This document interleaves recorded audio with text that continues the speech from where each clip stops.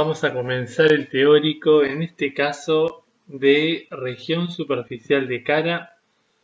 Sin dudas, hablar de la cara es hablar de odontología, hablar de la cara es hablar del sistema estomatognático.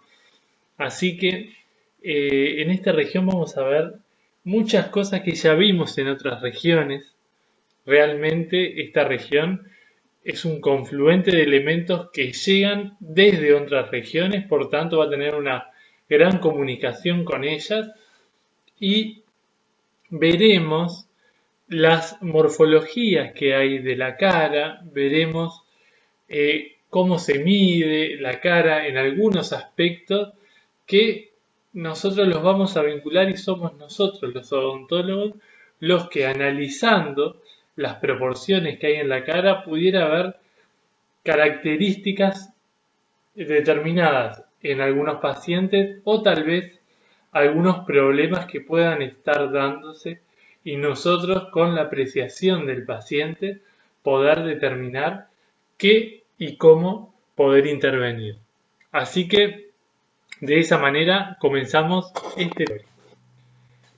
Desde ya tiene un rejunte de imágenes, tiene colaboración de todos los docentes que pudieron crear imágenes y señalizarlas, así que las vamos a usar y vamos a tener algunos agregados personales para disfrutar de esta región.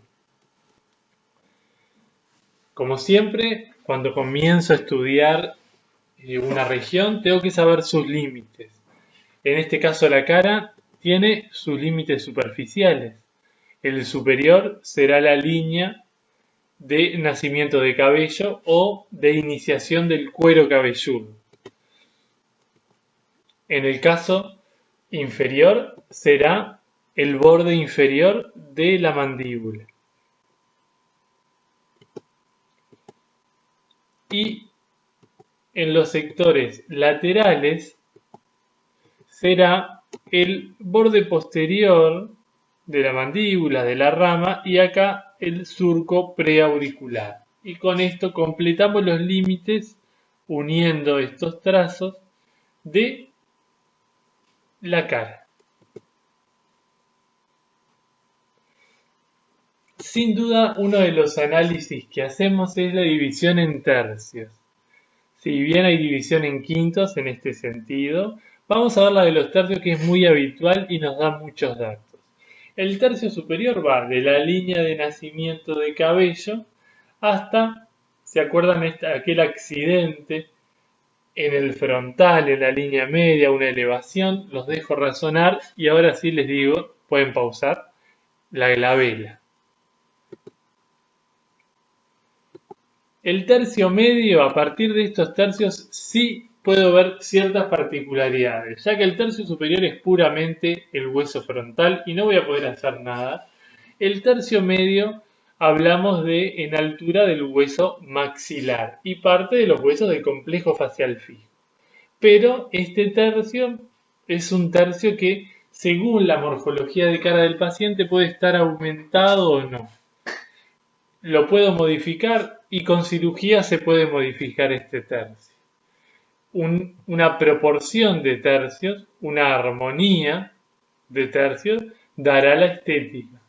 Cuando no son armónicos estos tercios es cuando deja de ser estético. Pero no por eso puede ser algo feo de ver, sino una característica propia. Así que en este caso, características morfológicas del paciente son las que darán las pautas de la longitud de este tercio. Va desde la glabela hasta el punto aquí subnasal.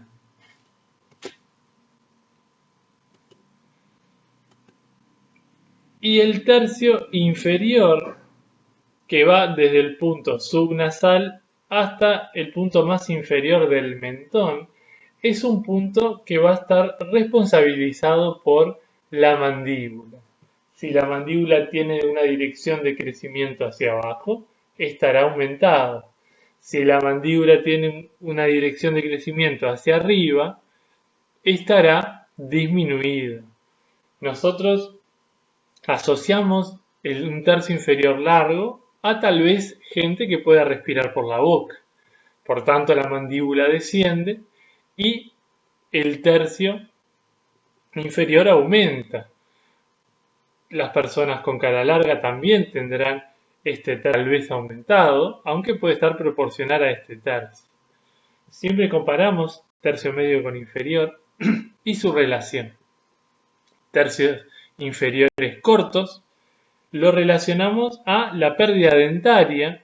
Imaginen cuando se pierden los dientes, la mandíbula sube más para encontrar los contactos o dientes que son muy cortitos, mucho desgaste. Entonces da el aspecto a una persona mayor o a un anciano. Así que si analizamos un poco también las formas de la cara, el índice facial, si lo recordamos de aquellos primeros momentos en BBO1, ¿se acuerdan que se tomaba los puntos Nation, la articulación frontonasal, Nation, el punto más adelante e inferior de la sínfisis mandibular, y los puntos Sigia, que son los puntos más externos de los cigomáticos?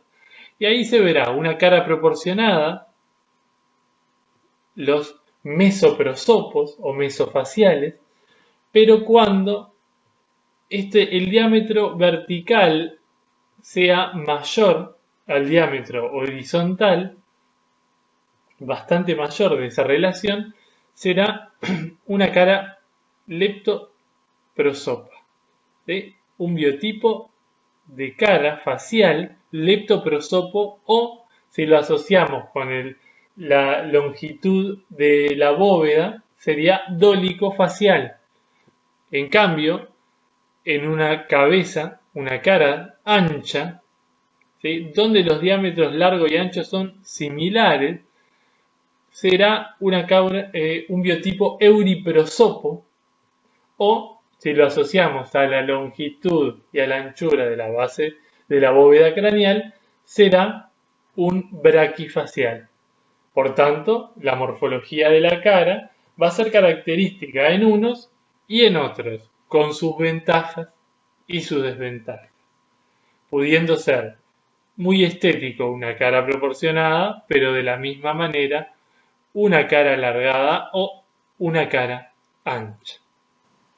La región superficial de cara puede ser dividida en subregiones: frontal, como pueden ver acá en la frente, descendiendo a las regiones orbitarias; más abajo, las regiones genianas; a los lados y atrás, la región massetérica; en el centro, una región labial que por debajo tiene a la región mentoniana y por encima a la región nasal. Ya hemos visto estas regiones, muchas de ellas como la región nasal, cuando aprendimos la nariz externa de las fosas en relación a las fosas nasales. La región geniana, parte de ella, la parte de las mejillas, a nivel de cavidad bucal, como la pared lateral de la misma, y la pared anterior siendo la región labial. Por tanto, las cosas que ya hemos visto no vamos a destacarlas, ya que sería demasiado extenso, pero algunas otras regiones, como la región orbitaria, la massetérica y parte de la geniana, son dignas de describir. Así que este cuadro es a aprender, es concreto pero importante. Plantea los elementos neurovasculares que parten de diferentes lugares, como los pueden ver acá, cómo se comunican con esta región y cuáles son esos elementos.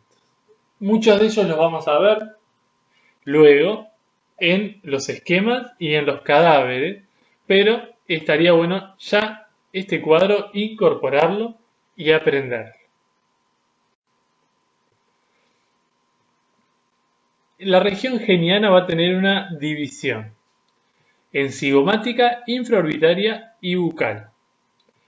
Si miramos acá, está bueno tener en cuenta una cabeza y los huesos de ella, el cual va a tener una región más externa y superior, que es la cigomática; para abajo y un poquito hacia medial, la infraorbitaria; y para este sector, un sector de inserciones, pero bastante este huequito que vemos acá, un sector bucal, ¿sí? Que va a ser la mejilla y la pared lateral de cavidad bucal. Entonces, primero una región cigomática, por debajo una región infraorbitaria y por acá, ya conocida, las mejillas o pared lateral de cavidad bucal.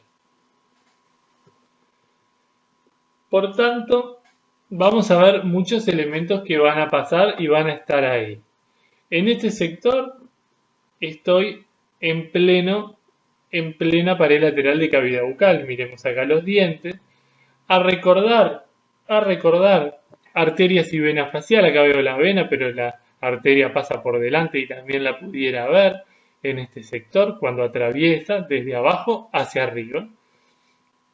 El paquete neurovascular infraorbitario dedicado a el sector infraorbitario, que acá no lo podemos ver en este corte de mejilla, el conducto parotidio, que sí se va a relacionar, miren cómo ese hace horizontal, viene de afuera del macetero, así que lo voy a relacionar con él después, y se va a introducir, va a atravesar la pared lateral para introducirse y dejar un accidente donde va a liberar esa saliva de la glándula parótida en la papila parotidia que estaba, ¿se acuerdan?, en la pared lateral de la mucosa bucal a nivel del segundo molar superior, la papila parotidia, nervio bucal que pasará por este lugar también acompañado con el cuerpo adiposo bucal y una vena que va a conectar la vena facial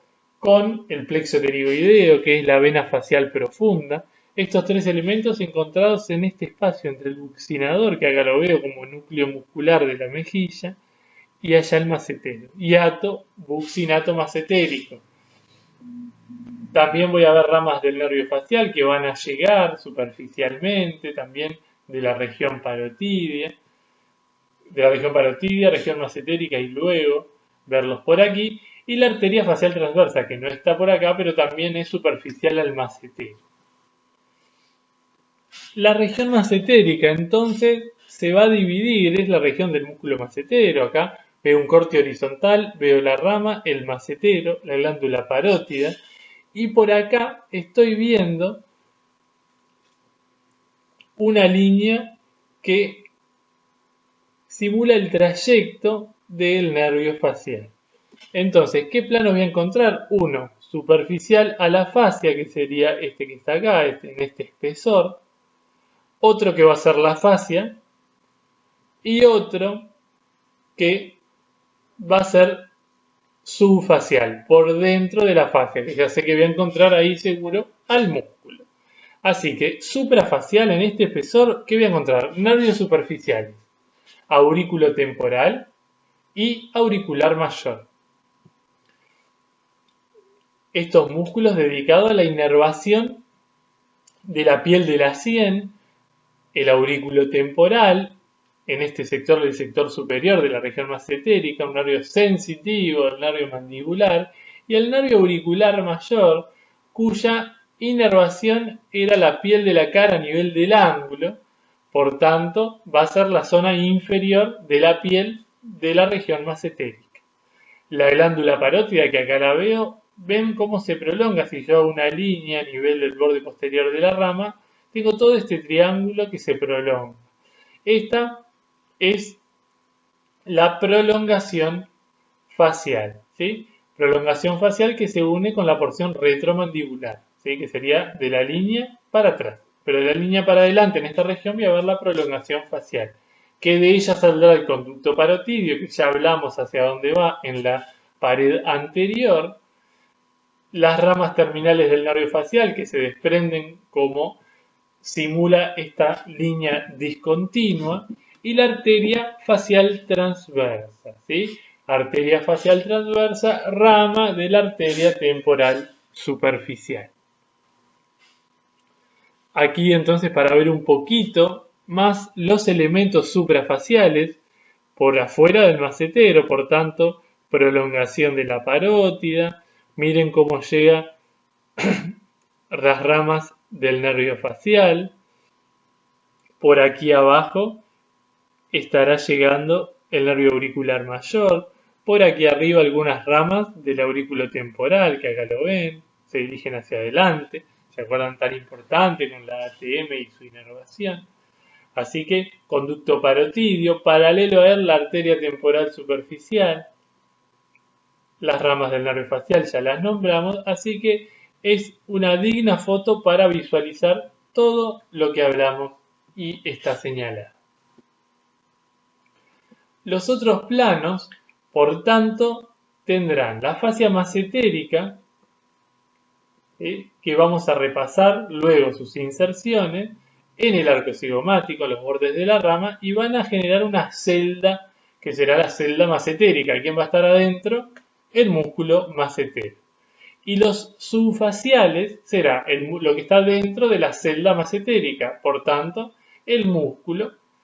El paquete neurovascular massetérico que viene de la profundidad, vamos a ver por dónde, ya lo deberíamos estar recordando, y el espacio massetérico, que son lugarcitos donde no hay inserción muscular, que están entre la rama y el massetero, donde procesos infecciosos que se dirijan en el espesor de rama pueden derivar generando abscesos entre el massetero y la rama, generando por tanto mucha presión, ya que es un gran músculo insertado ahí, y siendo muy doloroso. Así que la fascia massetérica se insertará en el arco cigomático, en los bordes de la rama, borde posterior, borde inferior en el ángulo y el borde anterior. Entonces va a quedar del lado de afuera totalmente sellado, pero del lado de adentro va a tener un orificio de comunicación. Ese orificio es esto, que en realidad es una escotadura, la escotadura mandibular. ¿Qué tengo que saber? Que por aquí me voy a comunicar con la región que está ahí adentro, que se los dejo para pensarse, es bastante fácil. La región que está medial de la rama, un regalo para razonar y anotar. Y lo otro que tengo que saber, que por acá va a pasar un elemento neurovascular. ¿Quiénes son? El paquete massetérico. ¿Se acuerdan que pasaba por la escotadura mandibular y llegaba al massetero desde la cara profunda? La región orbitaria, si bien está algo alejada de la región superficial de cara, tiene ciertos lugares solo para generar una descripción y no mucho más. Tiene porciones, una porción tarsal, ¿sí?, relacionada a los párpados, y otra porción supratarsal alejada de la hendidura orbitaria, ¿sí?, más periférica. Por tanto, para describir, como ustedes pueden ver, tendremos un ángulo interno o medial, un ángulo lateral y un borde libre que va a delimitar con el borde libre del párpado inferior el orificio orbital. Encontraremos la carúncula lagrimal relacionado a el ángulo o canto medial, y veremos algunas capas relacionadas con el ojo. Las capas de afuera hacia adentro serán la piel, luego en el espesor encontraré una capa subcutánea, el músculo orbicular del ojo, protagonista, conocido, que ya lo vimos en músculos cutáneos, con sus porciones más periféricas, porciones palpebrales, y una conjuntiva, una capa conjuntiva debajo del músculo para luego enfrentarse a esto. Esto celeste es el armazón fibroso. Va a tener entonces a nivel del tarso, un tarso superior y un tarso inferior, están limitados por los ligamentos, ¿sí?, palpebrales lateral y medial, el músculo elevador del párpado superior que va a atravesar este tarso, y luego el septo orbitario relacionado con los límites del orificio orbitario a nivel óseo. Luego aparece la capa en contacto con el ojo, que es la conjuntiva. Y ahí después podemos encontrar la pupila, el iris, la esclerótica, etc. Así que vamos a ver ahora un poquito de los elementos en el cadáver que pasan por ahí. Así que vamos a ver piel en una zona externa, luego por debajo los tejidos subcutáneos que tienen una serie de elementos a destacar, que por ejemplo los músculos cutáneos van a ser. Así que vamos a de la piel hablar de la inervación, que será el nervio oftálmico, será también el nervio maxilar y el nervio mandibular. Pero para completar la cara será el plexo cervical a nivel del ángulo y generando otros sectores de la cabeza y cuello. Pero aquí estará el plexo cervical. Entonces, los invito a, en este momento, a empezar a descubrir qué ramas, sobre todo de estos tres, qué ramas inervan la piel de estos sectores, que no son muchas, pero tendría que empezar a recordarlas ya que van a ser preguntadas. La irrigación estará a cargo de la arteria oftálmica en un sector medio y superior de la cara, arteria maxilar, ramas de ella para el sector orbitario, para este sector que habría que empezar a reconocer qué rama es la que va a irrigar este sector, y este sector también. Así que no lo voy a decir, sino que va a estar preguntado y empezar a buscar qué ramas son las que de estos sectores aislados, ya que luego la arteria facial es la que se encarga de la mayoría del sector anterolateral de cara y del sector posterolateral y superior, la arteria temporal, ramas de la arteria temporal superficial. Los tejidos subcutáneos encontraremos aplicado a la piel el panículo adiposo superficial, esa grasa que queda superficial, el sistema músculo-aponeurótico superficial, que ya sabemos que son los músculos cutáneos más superficiales, los cigomáticos, los risorios, el platisma que viene desde el cuello, parte del auricular del ojo. Acá podemos ver un poco los músculos generando sus inserciones. Si recordamos que aquellos que iban directo al labio o aquellos que iban hacia esta estructura que era el modiolo, eso tenemos que repasarlo. No lo vamos a repetir, pero los músculos modiolares que generaban tracciones, que eran parte del grupo dilatador, los tractores labiales directos, los cuales también abrían la hendidura bucal, siendo el orbicular de la boca el único constrictor del orificio bucal y las constantes osteomusculares. Si ustedes se acuerdan, las inserciones de estos músculos con respecto al hueso generan ángulos. Por ejemplo, acá está la inserción del elevador del labio superior con respecto al hueso, un ángulo agudo hacia abajo. Los procesos infecciosos de los dientes van a viajar por el hueso y se van a enfrentar a la constante osteomuscular quedando por debajo o por encima de este ángulo y difundiendo la sustancia purulenta a partir de estos procesos hacia regiones más lejanas donde los músculos podrán guiarlo.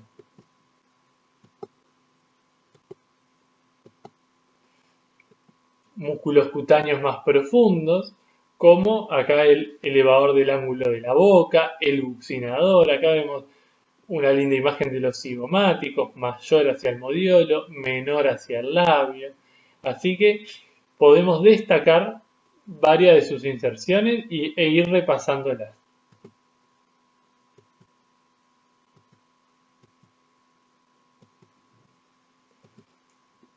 Recordar lo que veíamos hoy, acá algunos músculos descritos y el espacio entre buccinador y macetero ocupado por el cuerpo adiposo bucal, aquella bola de grasa que se sitúa ahí con prolongaciones y utilidades terapéuticas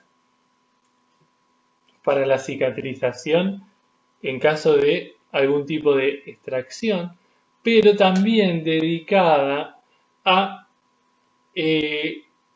mostrarse cuando está aumentada como una redondez, ¿sí? Una curva a nivel de la cara que genera caras un poco más redondas, donde muchas personas o algunas de ellas deciden retirársela para disminuir el, la anchura de la cara en esos sectores de la mejilla y determinar una cara más angosta que supone algo más estético para esas personas. Así que ese tratamiento lo pueden buscar como bichectomía.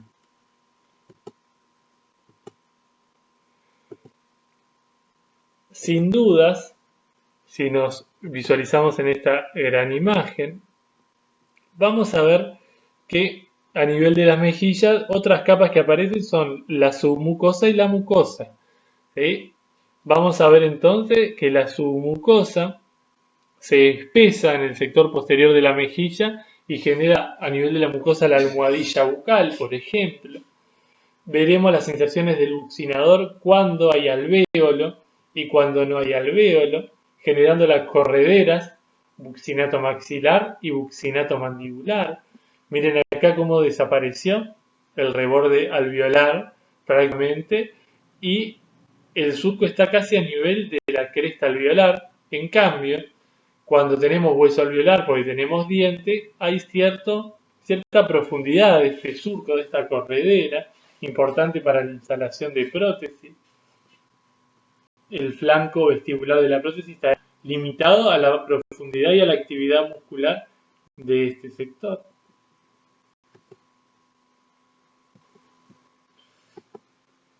Y elementos a destacar. Aquí nosotros vamos a ver un ojo, veremos una nariz, un labio superior, acá la boca, labio inferior, mentón, borde inferior de la mandíbula y elementos que vamos a empezar a visualizar. Por tanto, arteria facial hacia adelante y sinuosa, cubierta por algunos músculos, como este, muy claro, el cigomático mayor. Vena facial acompañando, recordar este sector superficial donde pasan la arteria y vena facial, el cuadrilátero del Chompré, donde está limitado por el borde anterior del macetero, el borde posterior del elevador del ángulo de la boca, el buccinador por acá, y no tiene un límite inferior preciso. Es un cuadrado amuscular, el cual pasa estos elementos señalados. Aquí vemos el prolongamiento facial de la parótida que describíamos hoy con el conducto parotidio dirigido pasando superficialmente la porción macetérica hacia la región de la mejilla y terminar en la mucosa bucal.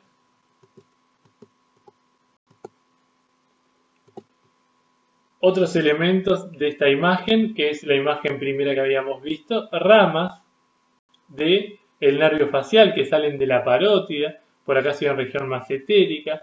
Acá vemos entonces otro conducto que vemos atravesar el buccinador, así que ya sabemos quién es este conducto.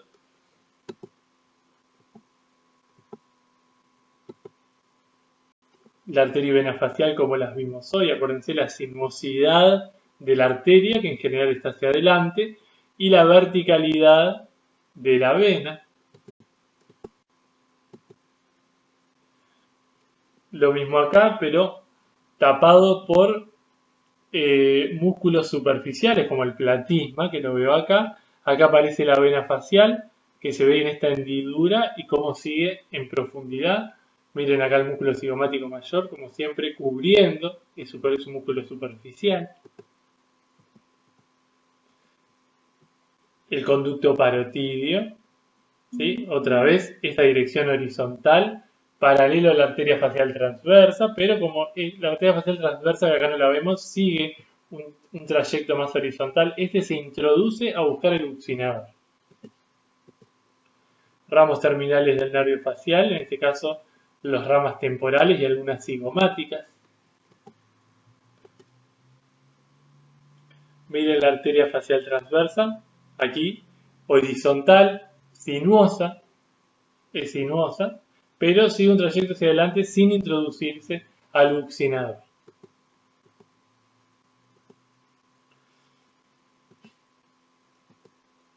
Acá lo que estamos viendo es, acá la órbita, acá estaría parte de la inserción del hueso cigomático que no está, se cortó, acá se ve el seno maxilar, esto es lateral, esto es medial, acá veo el canal conducto infraorbitario, esto es órbita, acá las ramas terminales entonces del nervio maxilar, el nervio infraorbitario con sus ramas, recordemos, ascendentes para el párpado inferior, mediales o nasales para el ala de la nariz, sector lateral de la nariz, e inferiores para el labio superior y la mucosa vestibular del sector incisivo canino.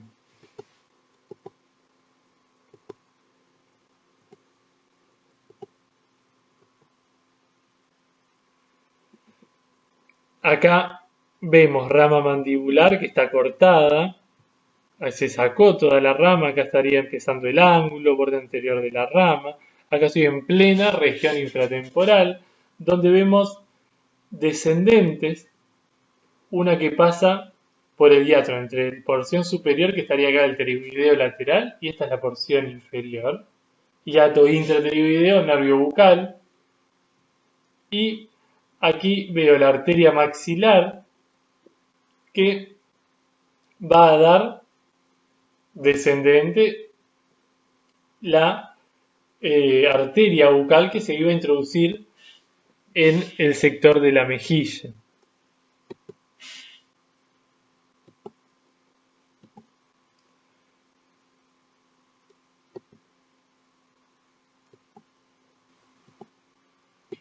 Así que los pasajes clásicos que tendrá esta región vamos a determinarlos. Una región motor, un pasaje motor hacia atrás de esta región a esta, desde por el nervio facial que viene desde la región parotidia,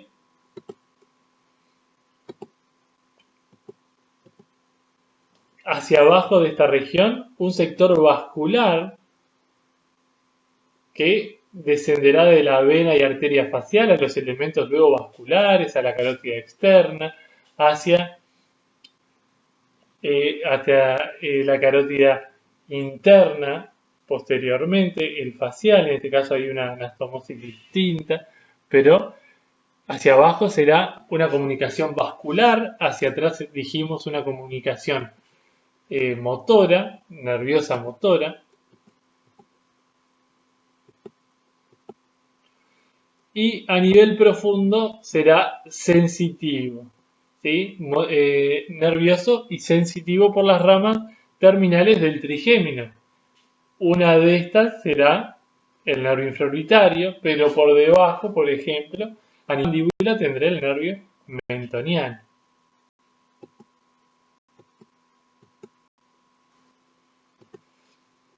Y para finalizar, como siempre, las comunicaciones de esta región. Por tanto, hacia arriba y atrás la región temporal, hacia atrás la región parotidia, hacia abajo la región submandibular, en el medio y hacia la profundidad la región nasal, un poco más arriba la región orbitaria, siempre hacia la profundidad, y un poco más abajo hacia la profundidad la región bucal.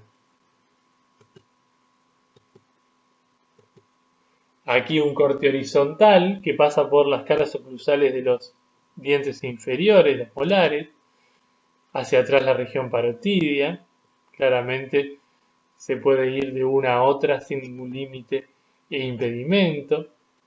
La región bucal del sector de los labios me voy a introducir muy fácilmente, a recordar el vestíbulo primero por fuera de las arcadas dentarias y por dentro la cavidad bucal propiamente dicha.